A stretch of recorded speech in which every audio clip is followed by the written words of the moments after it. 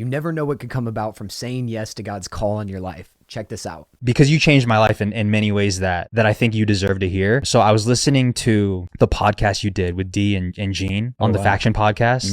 It was like September 9, 2023. I remember the day because it really changed my life. I never really had a relationship with God before that. Like I grew up in the church, like I went to church all the time, but I felt how you felt, like I need to be good with the man upstairs. You know what I mean? And I remember after the podcast, I listened to the podcast on a run. After that, I ordered a Bible and just I just dove in, straight in, and like just started reading, trying to understand. And I feel like that's when my whole life changed because of that. I then started to feel like I'm living a life for Christ. Like before that, I couldn't confidently say that. That's something that you can't see on YouTube. That's not a metric that's not seen on YouTube. That video has less than 1,000 views, but that video changed my life. And I think if that's not a testament to like, you need to just keep posting because you don't know the type of impact that you have on people, you or anybody else watching this, take that and like use that as your motivation to keep posting because you don't know what kind of blessing you could have on other people's life. I don't know what it is, but I feel like nowadays God is raising up our generation to preach the gospel online. There's so many different things I love, so many different things that I want to create content about. But for me, it always came back to sharing the gospel because nothing matters more than that. My DMs are always open, and drop a comment down below if you want to start learning how to create content for the kingdom. And if you agree that social media can be used for God's glory, then type amen in the comments as well and hit follow or subscribe for more.